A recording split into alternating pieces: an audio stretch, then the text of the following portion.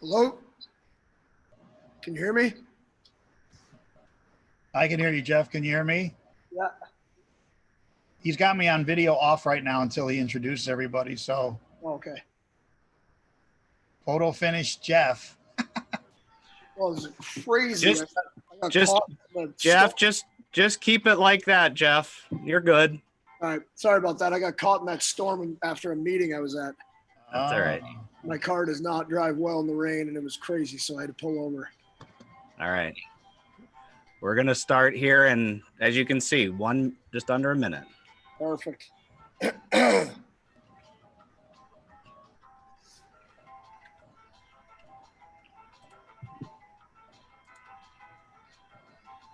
Phil, go ahead and start your video.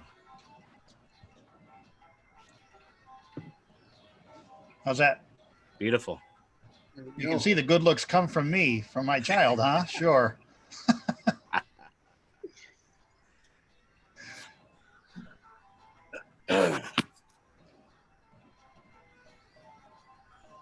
I chose this music just for you, Jeff. Perfect. All right. Okay. Hey, we're ready. We're rocking and rolling, boys. Last minute addition, Phil LoVecchio, the king, but our main guest, Jeff LoVecchio. It's Andy Hudson. They call me Huddy. I'm an average skater, a below average referee, and above average YouTuber. At least that's what they tell me. But I'm happy to have these two wonderful LoVecchio, Team LoVecchio here, Jeff and Phil. How you guys doing? How you doing, Huds? Doing well. Happy to be here with you and my pops. All right. We were wondering if Phil would make a cameo, the king, and he made it. So we talked him into it. Yep. Glad to have. It's been a while, Phil. We haven't seen each other in a while, so I'm glad to see I don't have as much hair as the last time we saw each other. No. Probably. It's very nice of you to ask. I really appreciate it. It's good to see you. And we just had lunch with Junior today, and he had to run off to a meeting. Okay, good. Well, Junior, I'm going to start with you because you're our special guest. Is it okay if I call you Junior, or should I just call you? That's what Cheese calls me. Yeah, whatever. I want to thank you for joining us because I was telling your dad that we've done these things now for several weeks and we just talk hockey. And you probably remember Joe Sullivan. He was our first guest. And we've had Jamie Koharski, Don Koharski, a couple other noticeable guests. And, no pressure, but these are some pretty hot, powerful guys. But There we go.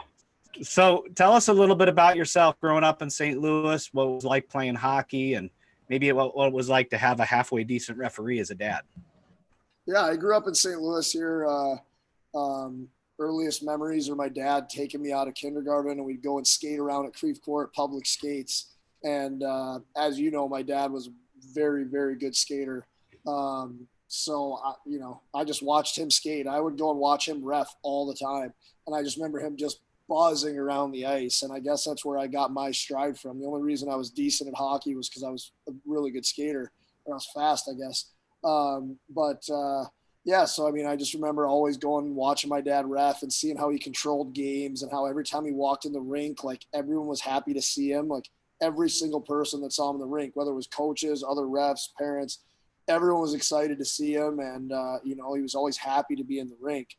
So that was something that I definitely took from him for sure. And then as I grew up, I kind of went in waves where I'd be good for a year, and then I wouldn't be as good. I'd be good. I wouldn't be as good when I was real young. And I just remember the only advice my dad ever gave me, like at all, was hard work, patience, and more hard work.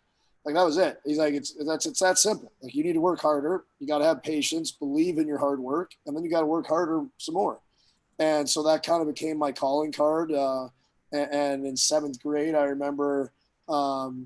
I wasn't playing as much as I wanted to, and I was playing one shift a game my first year AAA, and Pops was there again, like, all right, no one's going to do it for you. I can't do it for you. Mom can't do it for you. Like, you need to work harder.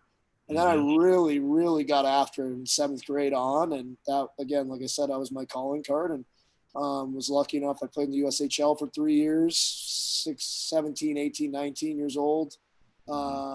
Accepted a scholarship to Western Michigan University, and then I signed with the Bruins after my junior year and got to play 10 years professionally. So that was pretty cool. Awesome. And so Phil, he just said the only piece of advice you ever gave him. Is that a failing of a father or something or what? No, that was good advice. I actually got that line from Don Morehouse. Okay. He told his guys that, and he told me that, and so I never gave him credit until now. But he's wise. He's a wise guy in terms of hockey. The other thing that I did add with Jeff was preparation. The story, he's heard it, but when he went to Western, and it was always so much fun watching those games. They went so fast. In Omaha, watching him play with the Lancers, everything. And pro, that became our vacations, going to Italy, Norway, Japan, Hungary, where else? It was just a ball. That's it awesome. Just went so fast. But that's awesome. Long story short, so he's playing his first game at Western, and game's over. He did well. The team did well, and we go to the gin mill where everybody kind of hangs out, and the coach is coming out. He's already kind of lit up. He's a really good guy, and the assistant coach points to the head coach and says, "That's the LoVecchios." And he comes up to me and he's kind of slurring his words, but he said, "I got to tell you," he said, "I never seen a kid prepare for a game like yours. Never." And Jeff would be there, 3 hours and riding a bike and stretching, and he did it on the ice, and people were looking at him, well, what is this kid doing? And it kind of rubbed off on his teammates. That's the kind of person he is. And I said, "I got to tell you, coach, it wasn't me. He's just him." Yeah. And that's one of the things that I always took away from what Jeff did as a player, all through his levels. Yeah, but that's because I wasn't good enough to not do that stuff. I had to do that stuff. Well, so preparation, this is a bit of a podcast about officiating, and I want to talk about playing, but also officiating. That could translate to being official too, right, Phil? You gotta, even if you're leaving the office to go work your game straight from the office, use that time to just get mentally prepared, check in, and get to the rink early enough to, get a stretch in at least or something. But you can't just show up to the ice, whether you're a player or an official, and just jump on there and get right to it. Yeah, if I can add, one of the biggest things that I would like to think that I did pretty well is on the way to the rink, change my mindset to the level of the game that I'm doing, so that I know I'm working the game mindset. Again, apply the rules, deal with players, deal with coaches specifically for that level of the game. Maybe we don't emphasize that enough, or we never did. It was always rules. But like you said, applying yourself to that level is really very, very important. Right. Jeff, since we're talking about officiating a little bit anyways, what was your, first of all, did you ever think about officiating? And second of all, do you have a story or stories from your career that involved officials? Now, this is a PG-13 broadcast. I reffed a lot when I was younger. The only jobs I've ever had in my entire life were reffing hockey, because my dad, got me into that. And then my second job was signing my NHL deal with the Bruins. I tried to get hired by Old Country Buffet in college, and they were like, "You have no work experience?" I was like, "I'm the captain of Western as a sophomore. Like, I clearly work hard. I got a scholarship." And they're like, "Thank you, goodbye." And then a year later, I signed an NHL deal. So I wanted to take it back and throw it in their face, like, "Hey, you wouldn't hire me." But yeah, the only other real job I ever had was officiating hockey. And, it was really, really cool and a really fun bonding experience that I got to do with my dad. He definitely would get very protective of me when I was younger, when coaches would yell at me. It was really funny because my dad he's like me, most of the time very calm, 99% of the time calm. But when coaches would start yelling at me, like, he would go over there and he would be a different guy. And it was actually kind of cool. Like, obviously professional, nothing out of control, but like the look in his eye was like, "Don't you talk to him like that." And what was also cool is that he was that way with any ref that he reffed with. He loved reffing with younger guys, always trying to help the next generation out with reffing, especially when he was the president. And it didn't matter who he was reffing with, whether it was me or anyone else. He would not let anyone give any crap to other refs. That's okay. And I really respected that. And I looked up to that he was always like, I'm going to protect you guys here. So I did a lot of reffing with my dad up until I was playing junior hockey. And I remember I was in the USHL. I came home one summer. My dad and mom wanted me to make some money. So I did. And I remember this coach like screaming at me on the NCAA rink in the Chesterfield. I just remember being like, I know way more than you at hockey. Like, and I've been reffing since I was like 8 years old. I mean, I'm thinking I'm sweet in the USHL, which, really doesn't mean anything. And I was like, I'm done. I can't take coaches yelling at me anymore. I'm going to yell back now. I was like 17, 18. Mm-hmm. And so that was the last time I remember ever reffing was this game that I did because the coach was yelling at me so much. I tried not to yell at refs because of who my dad was and being on the flip side, but I am a very intense person when I'm playing hockey. I did a good job keeping it in check until I went to Europe, and the reffing in Europe was very subpar. In most of the leagues I played in, Austria, they were pretty good, but still, you get the odd ref where, so there was definitely, I got 30 minutes in penalties one game where I think the guy in Norway gave me a 10-minute misconduct, and then I gave him a 10-minute misconduct back, and he kicked me out, and I tried to kick him out while I was playing in the game. So that was probably my funniest story, but that got me over to 100 PIMs that season. The only season of my career I got over 100 penalty minutes. It's because I wasn't the best to the ref. But now as a coach, I do not allow my players to talk to the refs at all because I just think that for the game to keep moving forward and keep helping kids using the game as a metaphor for life and helping them for the next part of their lives, I think they need to learn respect for refs. So I think that's something that I love the zero tolerance policy. I absolutely love that. I wish more refs, if somebody says anything to them, if they're not a captain, like right away, give them a penalty. I think that needs to happen because I look back on some of the things that I did when I was younger and a little bit embarrassed about them, just letting intensity get the most of me. Well, we won't hold it against you for too much longer. No, but it's always good to have a mea culpa and, to apologize after the fact, but good. So, Phil, you watched your son referee and refereed with him. And actually, when I moved to St. Louis, you were one of the first officials that I think I met and worked with. I've been in St. Louis for 20 years right now, so I can attest to that kind of mentorship thing. How do you feel important it is to have like veteran officials willing to give back to younger officials and kind of take them under their wing? I'd like to think it's one of the best things that we ever did with MIHOA, or that we did really well in MIHOA. I'll give you a quick 30-second story on Jeffrey. He was one of the youngest referees ever in USA Hockey. I had him referee a mini mite game at 7. That was totally illegal, but of course, when they would get a goal, Jeff would, or the goalie would make a save, Jeff would high-five the goalie or high-five the kid that got a goal. I go, Jeff, you're a ref. You can't do that. But he had the little, I don't know if we have any pictures of that. And I'll just say, I think that Jeff is one of the best natural referees I ever saw. Now, the trouble was he was too fast. He didn't think he knew the rules, but he did. He was just too good. And I say, Jeff, you got to step it up. Call some penalties. And he would. And I would think, it wasn't his thing. Like he said, he didn't really want to deal with the grief and stuff. But if he'd have decided to continue his career and become a referee, he'd have been one of the best ever. I really, truly believe that. Maybe one day he'll go and do it. So anyway, with MIHOA, that was one of the things that I noticed when I moved down. We've been here now 33 years from Chicago. 87 is when we came, 87 or 88. But that was one of the things I noticed right away. It was really like a club where Chicago, it's just so big. There's so many guys and so many games and so many rinks. It was a lot different from when I started. When I started with IHOA, it was 100 guys, 100.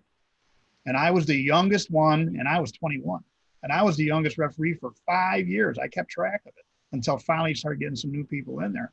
We ran around doing game after game. When I came down here, however, I really saw a much different atmosphere, guys working together, and I really liked that. And I said, well, Eschelbach then asked me, we had been here for, I think, 5 years, and he said, would you consider being the president?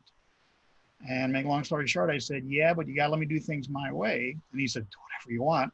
And that's when we automated and got the website going, you know, bought into RefereeAnger, stuff like that, which, and then after a couple of years after Billy passed, you know, we started the McKenna Fund, which I'm very proud of to this day. I know they keep it going. You guys keep it going really, really well. And it's helped a lot of kids, giving out a lot of money too. But it still comes down to the games, right? It comes down to, can we work the games properly? Can we get qualified people? Can we keep them? Which has always been an issue too. I think that's an issue because people yell at refs. Yeah. Well, that could be an entire topic, I'm afraid, Jeff. But to echo what you said there, Phil, and there's a wonderful keynote address at the National Association of Sports Officials annual summit from a couple of years ago. That's Terry Gregson, who is an amazing NHL referee, and he focuses on the word community. And I talked about this earlier today with the guys up in Chicago. And he says that's how officials associations are going to be successful, is they treat their members like they're part of a community. So they support them, they respect them, they train them, of course, but they make them feel like they're part of the family. And I mean, that's how I got my most recent job. My insurance guy is through hockey. I have an attorney who's, if I need, he's a hockey guy. Everybody knows hockey people, and they're the salt of the earth, right? So anything that we can do to help each other, whether it's officials, players, or fitness guys like yourself, Jeff. There's a company that actually my buddy in St. Louis started, Shannon Lewandowski. I don't know if you know him, but Hockey Players in Business. And that's what it's all about, networking for refs, coaches, and players. And it's very cool. And I am big fan of creating positive cultures around like-minded individuals. Just like you said, hockey people help hockey people. So that's very cool. And I tell all the guys that come in my gym, whether they're the youngest guy I have, who I think is 13, and the oldest guy I have, who's 34 now, it's like St. Louis kids help St. Louis kids. And in the hockey world, like, if somebody reaches out to you, like, you help them. And so that's very cool. I love hearing that. Yeah, and Shannon, in fact, was a guest on this broadcast. I think he was our third or fourth guest. Oh, awesome! So if you go back, you can watch him. Yeah, I know Shannon well. We've gotten to know each other really well the past couple of years. He's a great guy, and talk about the networking and the opportunities that you can have through hockey. It's great. So, all right, we're gonna shift gears here, guys, real fast, and then we'll get into some more topics. But you're not ready for this, but I always do a rapid fire round. Okay. So kind of like you see on like Jimmy Kimmel or something like that, right? And this is going to be the LoVecchio rapid fire round because you're both going to answer. So Jeff will go first and Phil will go second for each question. Just stream of consciousness. Are you ready? Okay. So Jeff first and Phil. All right. First hockey stick brand, Jeff. Power. Phil. All CCMs, wood. Okay. Yeah, mine was a Titan, I think. That the name is no longer around. All right. First helmet brand, Jeff. Cooper. Phil? As a referee, I was able to get the Gretzky bicycle helmet until they didn't make it, until it was no longer legal.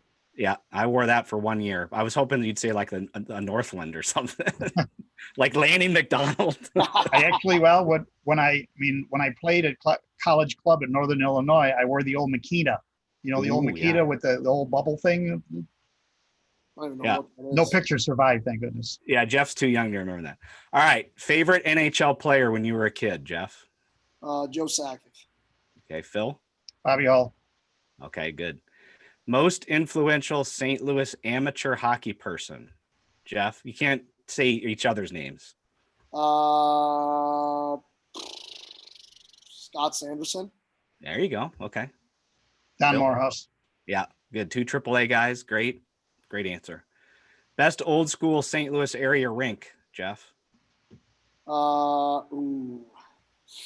That's a good question. I'd probably go with Old Creve Coeur before it was redone. Yeah, the neutral Something zone. about the smell when you walk in there. Like it just, it's where I grew up. Neutral zone's like the size of a Dodge Neon. Phil? I'll do both Creve Coeur and Afton. Afton, okay. And Afton still has that old look to it, I'm afraid. And I'm glad you didn't say North County. That place was a dump. Dump. Okay. All right. This is the best question for Lats. Favorite St. Louis rink concession stand item? Ooh, I used to go to the Afton rink actually and get the burgers there when my dad was reffing junior B games. He was reffing junior games there a lot. And I'd always go and watch him, and I'd play the Mortal Kombat game. I'd get the stickers for my helmet, and I'd eat a bunch of burgers. Afton meat sandwich. The meat sandwich. Okay. Right. I thought one of you was going to say like the bacon, egg, and cheese at Afton, but Afton's got a good reputation, that concession stand, for sure. It was good. It was good. I haven't been there in like 20 years, but it was good. Yeah. Well, you could take a date there next time. Yeah, totally. All right. So let's switch over, Jeff. You've started a pretty neat little business that I know, I shouldn't say little, a great business that I know a little bit about, RIPT Hockey. And is that an acronym, or is that just like RIPT? Yeah, when I started it, I was only doing one-on-one training because I started it after my third or fourth year playing pro, just kind of in the summer, wanted to give back to kids in St. Louis. I started it just doing one-on-one, so I called it, and this is also like kind of crass, I called it Revolutionary Individualized Performance Training. But I just kept the name because people know what it is. And it's just, I always tell guys like, I'll help you get ripped, I'll help you get diesel. So it kind of works. But yeah, that's how the name came about. And I started, after my third year with like 2 clients, and then going into my 10th year pro that summer alone, I think I worked with like 200 maybe that summer, 150. I had like a couple camps going on ice, off ice. I was all over the place, and then retired. And yeah, it's been going well. That's awesome. That's awesome. And it seems like you help out players from all different levels and ages, which is neat. And of course, Tim Peel, who's an NHL referee, suffered an injury this past, well, I shouldn't say past season, it was current season, I guess. Yeah. You say it. Tell us a little bit about how you guys got hooked up together, and how that whole thing worked out. Well, first of all, I hope Peelsy listens to this, because I'm going to chirp him right now, and he's going to be laughing really hard. So Peelsy, a bunch of guys that played in the NHL were like, "Hey, you got to train with X. Like, got to train with X. I'll get you in shape." He's getting towards the end of his career, getting a little older, and he called me up in the off season, going into this current season where he got injured. And I told him my prices for one-on-one. I don't do one-on-one anymore. I only do groups now. And I think he balked a little bit. He's like, I don't know. Yeah, he's a little cheap with the purse strings there. So wound up not coming in. He gets injured. He's like, "Hey, I really want to get back before the season's over." They told him it was going to be X amount of time. And I was like, "Well, you give me a date you want to be back by. And then every day you're in here, like, we're working for that date." I'd constantly be saying that date in his ear. He came in 3 to 4 times a week, every single week. And he absolutely crushed it. He got shredded. Like, he was diesel. He worked so hard. The first, I don't even remember what it was now. I'd have to look at my notes. I don't have them here. It was probably like the first 6 or 8 weeks we had to work out with his boot on. He couldn't put any pressure on his one leg. And I said, it's not an excuse. We'll still find a way to work that leg, to work the glute on that side, hip flexors, all that stuff. And he never complained. He definitely didn't know what he was in for in the beginning. He thought I was, he heard I wasn't like most trainers. I wasn't going to make him do a bunch of lifts that didn't have anything to do with his career. But he didn't know, all the small muscles I was going to have him be using. But the guy absolutely crushed it. He came back like a month or 2 earlier than they expected, and felt great, and ref some games in the NHL before COVID hit. And that was really exciting. And we got a bond for life now. I absolutely loved him. I don't know if he'd even want me sharing this, but when COVID hit, obviously I had to close my gym for about 3 months. And he messaged me in the first week. And he's like, "If you have any kind of trouble during this because you can't operate your business, like, let me know and I'll help you out." Yeah. And that was like, again, that goes to like speaking to like hockey people and how good everyone in the hockey world is. And, I look at Peelsy like a brother now, and I absolutely love Tim Peel, and I cannot say enough good things about that guy.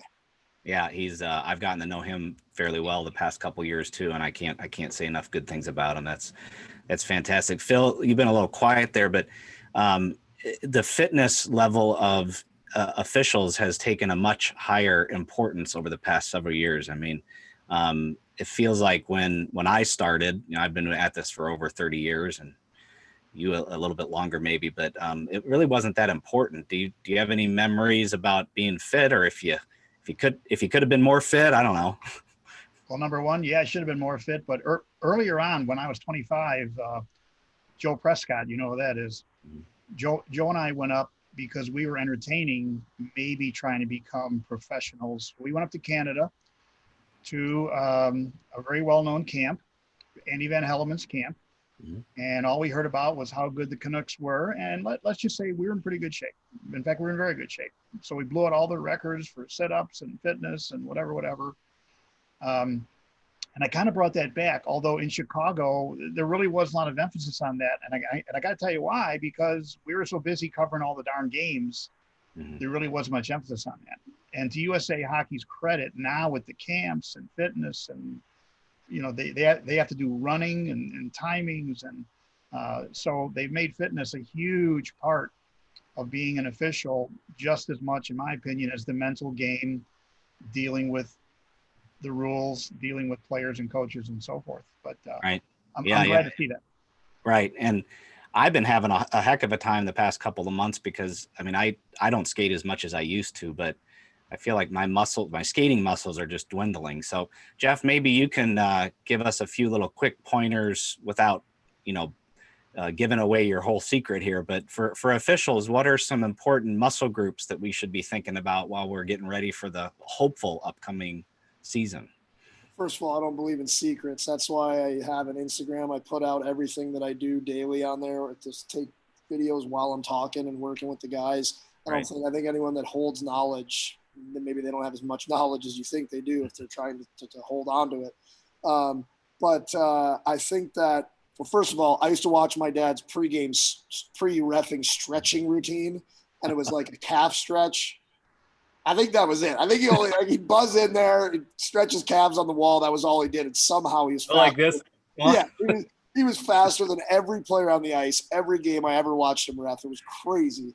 He'd always look up in the stands at me after he'd go down end to end and then wheel the puck down and pass it to the ref. And he'd look at me like, "Did you see that?" I'm like, "Yeah, I know you're fast."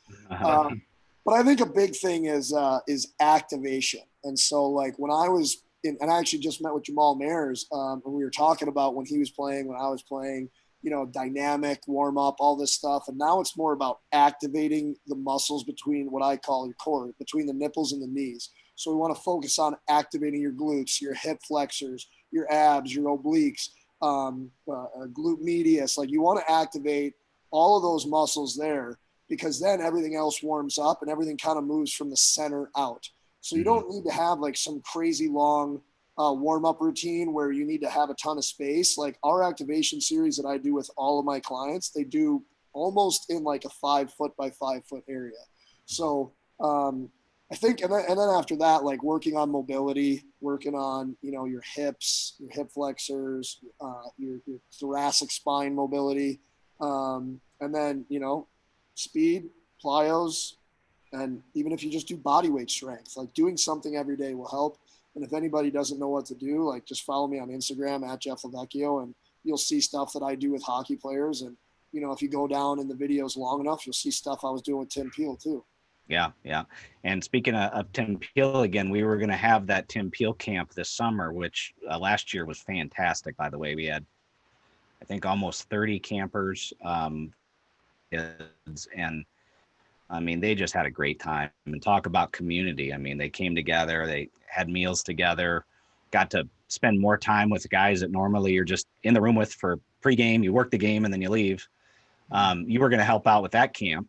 Unfortunately, we had to cancel it this year, but hopefully you'll keep us in mind for future years. 100%. All right, cool.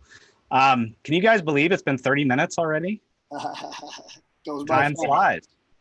All right, so I got one more question for both of you, and before we get to that though, Jeff, what is the signal as an official for when you throw somebody out of a game? Wow, if you're my dad, it's this one. Hey, all right, so box, you're going out. He's doing that. That's what everybody knows for him. And that's what I was getting at. Phil, can we see it? Oh, this. Yes. I can't take credit. Now, wait, I got that. So Mike McKenna, who Go ahead.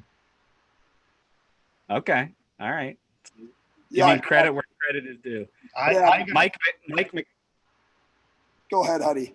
Go ahead. That's okay. Mike McKenna actually did a little animated thing on his Twitter, I think, or Instagram, doing his Breast King impression. So you'll have to show it to your dad if he hasn't seen it yet, Jeff. But yeah, he doesn't have Twitter. I'll have to show it to you, Pops.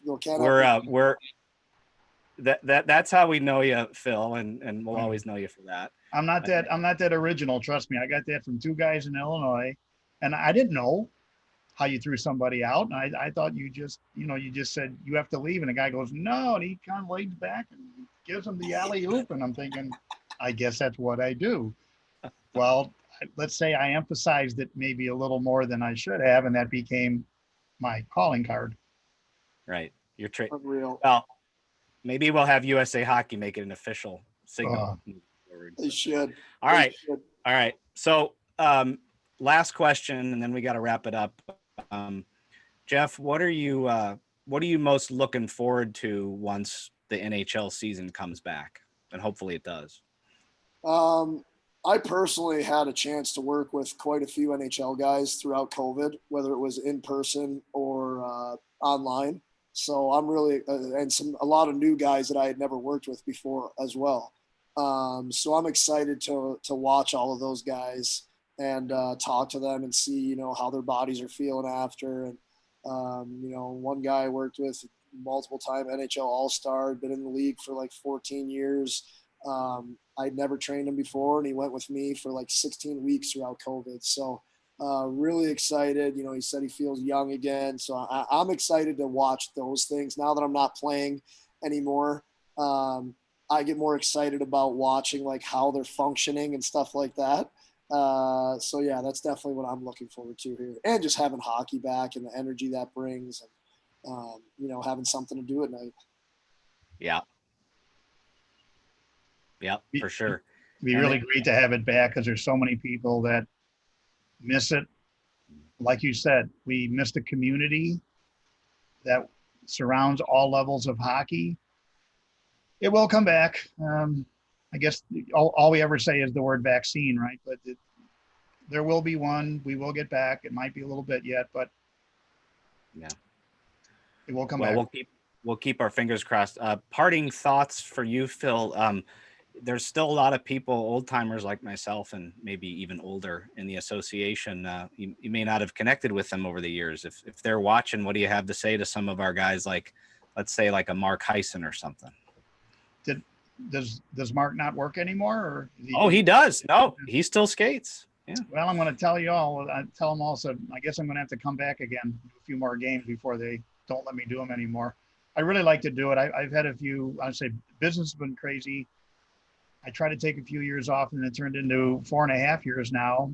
I got a few issues with my left leg that I've been doing PT for and trying to get back. So let's see if I can get that back on. But I just like to go back and do games with everybody, whether it's our female officials or male officials. Just get back to the we'll just say the guys. I really miss it. Yeah. Well, we'd love to have you back. And Jeff, if you're ever wanting a little side gig, we can get you signed up. I'll go out and mentor you in your first game if you need to. Hey, trust me, you don't want me reffing because now I'm at an age where if somebody yells at me, I won't be able to not yell back. Okay. So you do not want me representing MIHOA, that's for sure. All they right. give him grief because he doesn't have a tooth in there either. Get it fixed. We'll have to save that story for the next time for you losing your tooth. But I want to thank you guys.